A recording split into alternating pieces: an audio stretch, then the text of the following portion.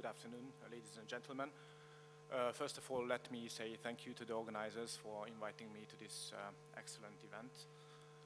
And in return, I will try to give a short but hopefully interesting insight on the ways we deal with consumer protection matters on the Hungarian market. Firstly, just a very brief overview of the Hungarian insurance market for your information. It's a middle-sized market with 64 insurance undertakings, 33 of which are members of our association, only 2 mutuals which are mostly active in motor insurance. You can see the logos of our members, and you can also see that most of them are members of international groups. And there are also more than 600 insurance undertakings who have registered themselves at our supervisory authority, the National Bank, in the framework of freedom of services. I will talk about freedom of services a bit later, and I will tell you why I think that this can also constitute a risk in terms of consumer protection. Well, going forward, just the overview of the system of the consumer protection in Hungary. How does it look like? First of all, it's very well founded legally. Most of the regulations, rules concerning consumer protection are contained in our insurance law, and which are also very important. The National Bank, our supervisory authority, can also issue regulations and recommendations, which it has done recently on the field of the consumer protection. 2 years ago, in 2013, the Hungarian Financial Supervisory Authority merged with our national bank. So now the whole supervisory activity on the financial market belongs to the national bank, insurance included. And the national bank has set up 2 very interesting bodies which play an important role in consumer protection. One is the financial mediation body, which is part of the FinNet network. It tries to mediate between consumers and financial service providers, not only insurance companies. And if this mediation is not successful, then it can issue recommendations or a ruling if the institutions concerned, thank you, the institutions concerned subject themselves to this procedure. The other interesting body is the Financial Consumer Protection Center, which is called the smiling face of the authority, because it doesn't have the right to impose fines on insurance companies and other institutions. But its goal is to strengthen the awareness and the financial culture of consumers by various ways. It is a very cooperative stance. We also have a very good relation with them. And it leads proactive investigations. And not to mention the huge civil network it has set up recently, involving NGOs, which also play a very important role in consumer protection in Hungary. And there is also our association, which has also developed quite unique ways in this field, and I'll talk about this in the next slide. But first, you have to know that the Hungarian Association of Insurance Companies consists of 2 major parts. One is the association, which is the lobbying organization of insurance companies. And there is the Motor Insurance Bureau, which is by law part of the association and is in charge of various duties regarding motor insurance. It's also regulated in our MTPL law and insurance law. And both branches have their specific duties in terms of consumer protection, which comes next. Firstly, we have a contact center set up in 2010, which is a normal contact center with telephones and normal staff. But we have a special activity, namely we are also handling to some extent complaints regarding insurance companies. And we do this because many consumers on the Hungarian insurance market still think that our association is a supervisory organization over insurance companies, which is of course not true. But we don't send them away if they come to us with their complaints. We don't send them back to their insurance companies, but we try to help them, and we try to mediate between them and their insurance companies. We collect these complaints and forward them to the respective insurance undertakings. And this method has proven quite successful. Actually, if we have a look at the statistics of the supervisory authority, the number of complaints regarding insurance companies has decreased significantly in the last few years.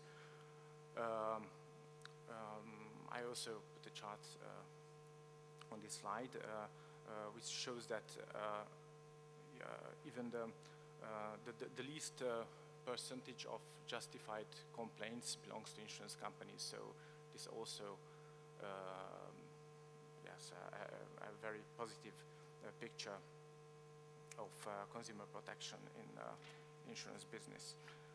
So I think Mr. Mititaru has spoken about win-win situations in consumer protection. I think this is a good example because this method is good for the supervisory authority. They need less resources for processing complaints. And it's good for the insurance companies because the less complaints the supervisory authority gets, the better for them. So this is one of our activities. And we have also developed some quite unique tools to help our customers.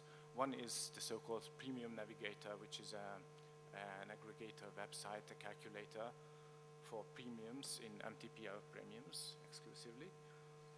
And this is the only complete and totally comprehensive calculator tool in Hungary.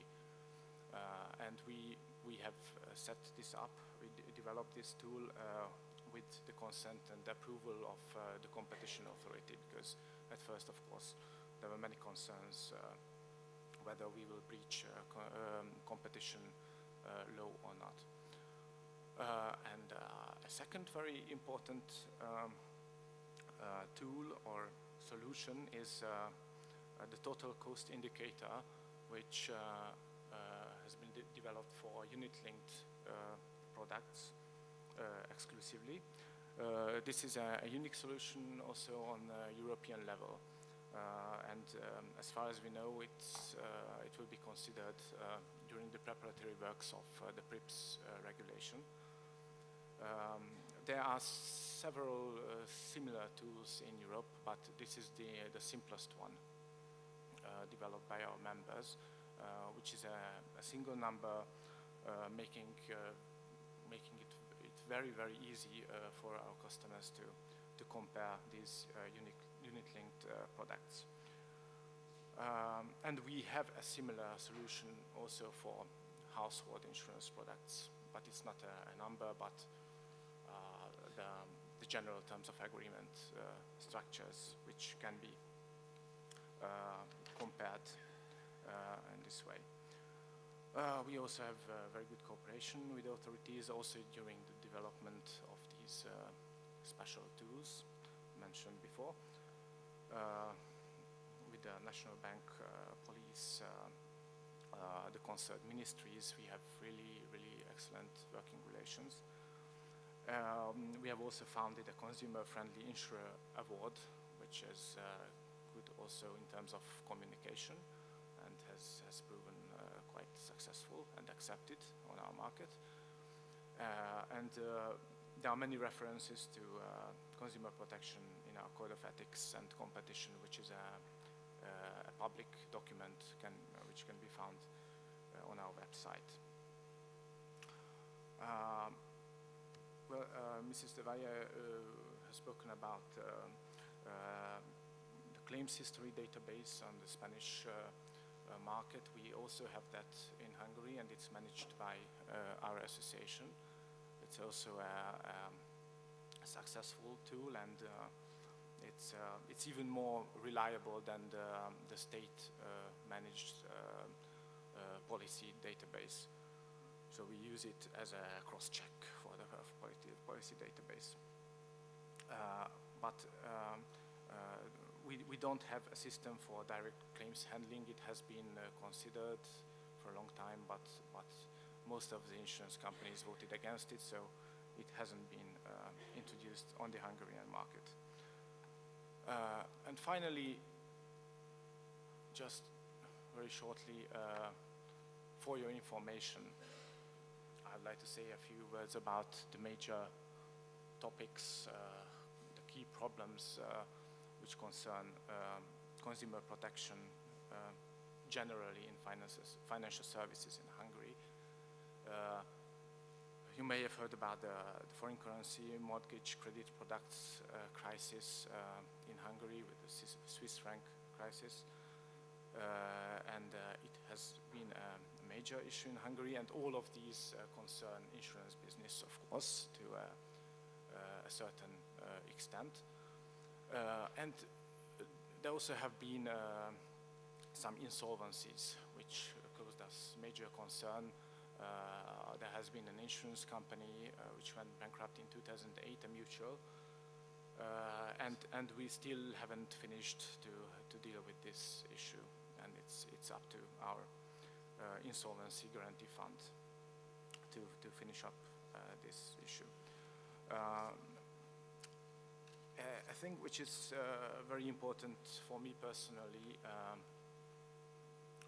who was active in claims handling, is the role of certain claims management companies, not all of them, but some of them, which constitute a great risk, I think, in consumer or regarding consumer protection, because they work for excessive fees. They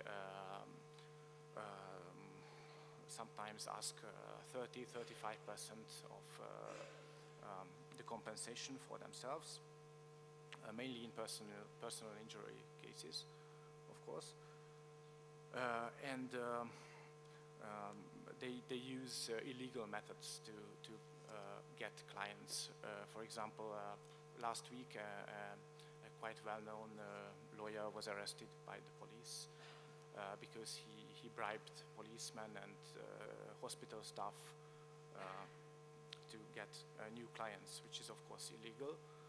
And now it was revealed, and he was prosecuted.